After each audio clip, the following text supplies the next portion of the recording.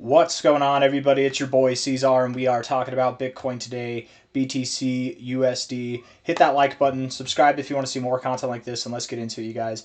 It is the 8th day of August yet again, and here we are with about 1 hour and 7 minutes left in the day. Normally I make videos at the beginning of the new day, so like an hour or 2 hours from now, but I got some stuff I got to do. I'm going to a family event or a group event. I don't know what to call it, but I'm gonna go do some stuff. So making some videos earlier. We did go down at the low here, $115.878 thousand, and I was saying earlier today that we'd likely go to about 115.8K.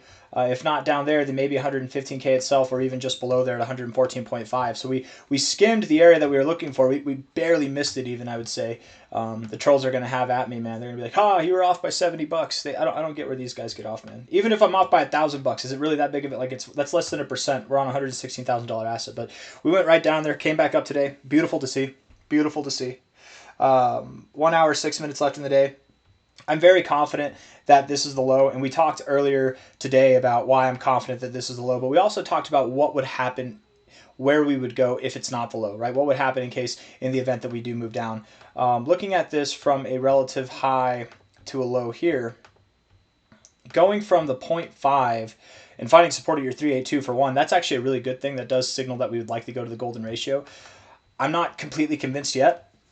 We do have an hour and 6 minutes left in the day. I don't want to jinx it, so let's not jinx that. But lately we have, and I did say this in my video earlier, that it's, and I definitely was expecting that we'd go a little bit lower than where we are. I'm not trying to pretend like I called that perfectly. It was just, it's at the upper ends of the range that we were looking for. So that's good enough, right? We give it a range for a reason. But lately, and the specific call was that we've been finding resistance at the 0.5 and then coming down to the 236. This was like really the specific call, and it was the lower end of that range, but that's kind of where I expected we would go. We still could go there. So if anybody's like, wait a second, you said we were going here, I actually gave it a range, and I am pretty confident, or maybe I was pretty confident that we'd go here. Less confident now. But, nonetheless, we hit the 382. That's definitely well within the range that we've gone. Lately, we've been doing this thing where we will go to the 0.5 and then come back down to the 236. So finding support down there is still something that we could very well do. 114.5K, watch out for that. If we're looking at this on the liquidation zones, over the past day, let's just see. The shorts were up above the longs last I checked. Yes, they still are. If we deleted this kind of area of long liquidity, that take us just below or just above 115K. If we went all the way over here, that's just below 114,500, just above 114K. If we go over the last 7 days, I'm pretty sure the longs have it over the shorts, don't they? Yes, they do. Clearing out this first zone would take us just below 115,000. Maybe we do get to 114.5K, something like that. There are undeniably more shorts than longs on the table right now, so it would make sense that we do inevitably move up. And I very much am confident that we found our low, especially with this reaction that we're having, man. It's beautiful. But it doesn't mean that we have to move up right now. The weekend is upon us. We have an hour and 4 minutes left in this day, Friday, so tomorrow is Saturday. Saturday has been notorious for some drops. Let's just see real quick. Let's go over when was last Saturday. Saturday here, a little bit of a drop on Saturday, kind of a red day, but neutral day overall. That next Saturday was actually kind of green. We did start off the day to the downside, but it was actually green in all fairness. Kind of like today. Friday dropped, and then we came back. Sundays are notorious for pumps. Last Saturday was a little bit of a drop. I wouldn't be surprised if we came down, but going below this low is not something that I foresee happening. I very well could see us going to 115K or even 114.5K, something in that area, but as long as we're holding above 113K, I think it's valid that this is the low. And if we do close today, you guys, if we close today above the 236, it's very statistically probable that this is the low. So we're very close, $116.79 thousand, 116.8 essentially. We're less than $100 away from closing below that level. An hour and 3 minutes left, we can move down there like that in like 5 minutes, not even 5 minutes, let alone the next hour and 3 minutes. We could go down and up and down and up all in the next hour and 3 minutes. But as long as we close up above here 2 days in a row, I think that really does add to the idea that this is the low. It's valid at that point. I don't think there's really any arguing it. At that point, if you want to argue it, there's some things, I guess, that could make sense for that, but you're starting to get borderline delusional, I think, if you're arguing that this is not the low.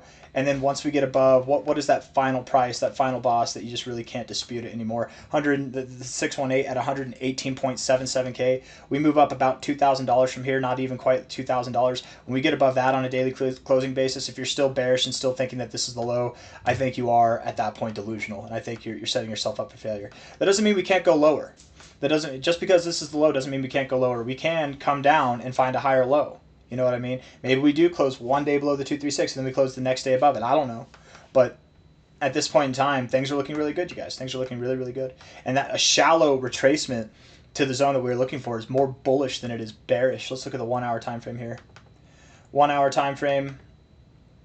And actually, I want to delete this. I want to look at, there's a trend line that I'm trying to look at. Is it this one? I think it's this one. This is one thing that makes me think we're going to go lower. And I drew this, I put this on x.com. Let's see if it loads. Let's just see if I click on my profile. Sometimes it's slow. Oh, good. It actually loaded pretty quick. Oh, see, it's blinking. And now it's going to take me back to Onyx Dow. Yep. That's okay. We don't need to do it. Basically, I said this is the line of hopes and dreams and deceit or despair. The diagonal line of false hopes and dreams and despair is what I said. Because typically, whenever you find support on these diagonal lines, right, once, twice, maybe 3 times, whatever, you do go below. And I was thinking that we would go below this line, and you know the setup, right, guys? If we go below this line, that's actually the best area to find support. But we did this thing which is actually exceptionally bullish. Whenever you find support just above the line like this, that actually is a bullish thing. And so far, so good. It looks like we are finding support. We did have volume coming in as we were moving down. We don't really have a whole lot of volume coming up, but that's okay. We've got this flat base here. I don't think that we need to have volume until we're breaking out. And maybe we'll get that. Maybe we'll have a nice little end-of-day rally over the next hour. But looking at this, looking at this here, drawing this trend line, I'm drawing this for a reason, and I had it on x.com for a reason if my profile will pull up. Let's see. The diagonal line of false hopes and dreams. This post is unavailable. Damn it, Crown. He deleted it. The diagonal line of false hopes and dreams, of false hopes and deception is back at it again. Yeah, I was thinking that we break below that. Here we are, just a little bit above that area still, right? We've had a little bit of a move up, but typically with these lines, what gets me is thinking about the psychology of the average investor, right? They see this and they think, oh, as long as we're above this, we're fine. So the longs pile on, the shorts might hold off. Then we break below it, the shorts pile on, the longs back off. Stop orders, stop losses are hit right below there, and then we move up. And I was actually going over this with my wife earlier. I was actually showing her, my thoughts on this stuff. Like if you're looking at this here from a high point here to a high point there, the best time to sell actually might have been right above this trend line. And in this aspect, maybe not the best time to sell, but still a relatively good time to sell.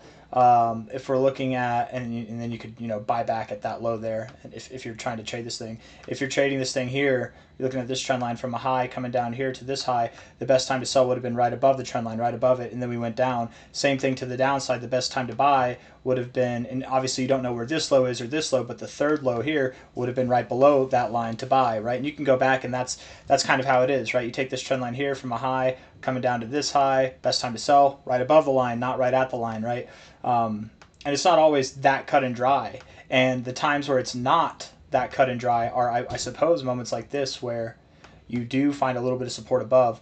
But I would go back to the idea that here we had a very positive reaction. Here we had a semi-positive reaction, pretty positive reaction there, very positive reaction, the most positive reaction. Now we're kind of dilly-dallying. It's still a positive reaction, but it's arguably the less positive reaction we've had out of all these attempts.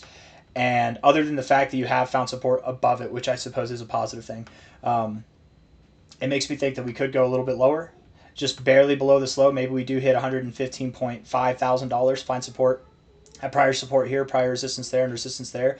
And at that, again, why not go to 114.5, that 236? We really could go all the way down, maybe go a little bit below where that area is and still find support here. Something like that wouldn't be too crazy. If we take a relative low to a relative high here, that's even at the 0.5, and Bitcoin loves its 0.5 actually, so it wouldn't be too crazy to find support around 114.5 to 115.5. We're at 116.8 right now, so cautiously optimistic. Very much believe that the low's in, very much believe that we're moving up higher, but we could move down first, okay? The RSI on the 1 hour time frame has broken out of its uptrend, right? We had higher lows, that whole thing. I guess you broke out of it, but you came back in. I don't know what to think of that. It's kind of neutral. Overall, in a bullish posturing, but kind of neutral, you do have higher highs in the RSI, and you do, let's see, do you have higher highs in the price? You do have higher highs in the price too, so that's actually not bad. Stochastics look like they want to go up, and the MACD is actually even scooping the zero, so those are all bullish things, to be completely fair. You are about to touch, or you are touching tips right now. Might you come down? Sometimes that happens, right? To the bearish effect, like here on the bullish effect, you touch and then you move up. We could cross, or we could touch and then move down. Maybe we should look at the 15-minute time frame for that reference right there. I don't know, the 15-minute RSI looks somewhat bullish too. The stochastics, the MACD, they look kind of bullish as well. I like the 1 hour. I do like the 1 hour. I have to say, I think that this would promote continuation, but how much continuation are we going to get, you know? Do we come up, do we form some kind of double top here and then come down? Do we get a slightly higher high and then come down? You know, anything and everything's possible. Or do we just rip from here? Are we just rallying? Did we move up? We've consolidated like this, and now we're ready to rally to that next level. You know, anything and everything in between could happen. 4 hour time frame here. Looking at this, bringing in the indicators. I do like the 4 hour RSI. I think that the 4 hour RSI looks nice. Yes, we have, or no, we haven't broken out of this uptrend. Okay, cool. Yeah, we're looking pretty good, honestly. And being right here, it's not the most conventional area to bounce, but I think that we're looking pretty good, especially for rejecting the overboughts, and that's a nice area to bounce right there. 56 minutes left. Let's see how this day closes. I think the daily close will really help dictate where we're going to go.